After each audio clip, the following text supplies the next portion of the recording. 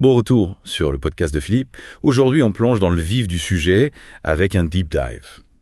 Comme d'habitude, on va décortiquer un article et puis on va partager nos analyses avec vous, nos réflexions. Absolument. Et l'article du jour, il est assez fascinant parce qu'il s'attaque à un problème qu'on a tous un peu remarqué, je pense, avec les nouveaux moteurs de recherche basés sur l'IA. Ouais, c'est ça, les ChatGPT, Perplexity, Gemini, Grok, tous ces noms-là qui nous promettent la lune avec des réponses précises, des sources impeccables, enfin bref, la révolution, quoi. Oui, voilà, la révolution entre guillemets, parce que l'étude en question qui a été menée par le Tow Center for Digital Journalism à l'Université de Columbia, elle met le doigt sur un point sensible, la fiabilité des citations fournies par ces IA. Ouais, et c'est pas rien, parce que si on peut plus faire confiance aux sources, ça remet en question toute la crédibilité de ces outils. Exactement. Et les chiffres, ils font un peu froid dans le dos. Plus de 60% des citations testées dans cette étude se sont avérées incorrectes. 60%, mais c'est énorme. Et ça veut dire quoi concrètement pour nous utilisateurs, pour les journalistes, pour le monde de l'info en général? Eh bien, ça veut dire que si on se fie aveuglément à ces IA pour faire des recherches, pour sourcer nos articles, on prend le risque de propager des informations fausses, de relayer des liens qui mènent nulle part. D'accord, donc prudence sévère de sûreté, comme on dit. Mais avant d'aller plus loin, est-ce que tu peux nous expliquer un peu le contexte de cette étude qu'il a réalisée, sur quoi elle porte exactement? Bien sûr. Alors, l'étude s'intitule AI Search has a citation problem. Elle a été publiée le 6 mars dernier par Claudia Jowiska et Esvaya Chandrasekha. Et leur méthodologie, elle est assez simple. En fait, ils ont pris 8 plateformes d'IA populaires. Attends, j'en ai noté quelques-unes. On a ChatGPT Search, Perplexity Pro, Gemini, c'est bien ça. Oui, tout à fait. Il y a aussi DeepSeek Search, Grok 2 Search, Grok 3 Search et Copilot. Donc, pour chacun de ces outils, ils ont effectué 200 tests. Le but, c'était de demander à l'IA de fournir une citation pour un article existant et puis de vérifier si les informations données étaient correctes. Genre le titre de l'article, la date de publication, le nom du média et l'URL. Exactement. Et là, surprise, plus de 60% des citations étaient fausses. Soit l'URL ne menait à rien, soit les informations étaient erronées. Ah ouais, donc c'est pas juste une petite marge d'erreur, là c'est vraiment un problème systémique. Oui, et ce qui est encore plus interpellant, c'est que les performances varient énormément d'une IA à l'autre. Par exemple, Perplexity s'en sort relativement mieux avec un taux d'erreur de 37%.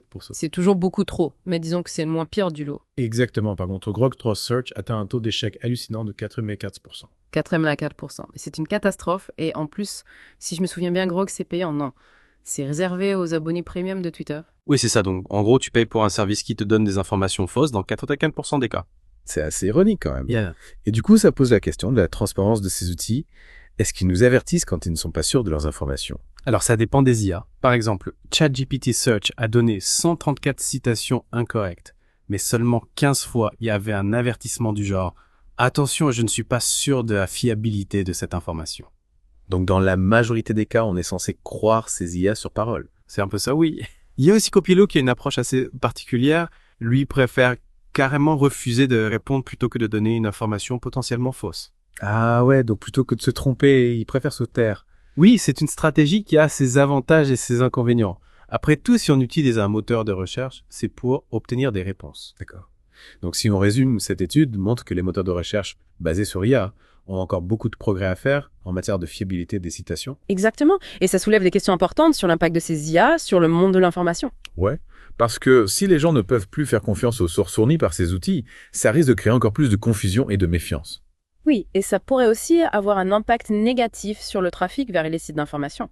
Parce que si les citations sont fausses, les gens ne vont pas pouvoir accéder aux articles originaux. Et ça, c'est un gros problème pour les médias qui comptent sur ce trafic pour survivre. Exactement. Une étude de Tollbit a montré que les chatbots génèrent en moyenne 96% de trafic de référence en moins vers les sites d'éditeurs par rapport aux recherches Google. 86% en moins, mais c'est colossal. Oui, et une autre étude menée par Northwestern University a montré que seulement 3,2% du trafic provenant de ChatGPT et 7,4% du trafic provenant de Perplexity ont été dirigés vers des sites d'information. Donc en gros, on est encore loin d'un monde où les IA remplaceraient Google pour la recherche d'informations fiables. Oui, c'est clair. Et je pense que c'est important de rappeler que les IA ne sont que des outils. Elles ne peuvent pas remplacer le jugement humain et l'esprit critique. Tout à fait. Et je pense que cette étude est un rappel à l'ordre pour nous tous. On doit être vigilant face aux informations qu'on trouve en ligne et ne pas hésiter à vérifier les sources. Absolument. Et si vous êtes intéressé par plus de détails sur cette étude, je vous invite à consulter l'article original. Le lien se trouve dans la description. Parfait, merci beaucoup. Et en parlant de sources d'information, n'oubliez pas de vous abonner à notre chaîne YouTube pour soutenir notre travail. On a besoin de vous pour atteindre les 1000 abonnés et continuer à vous proposer des deep dives de qualité.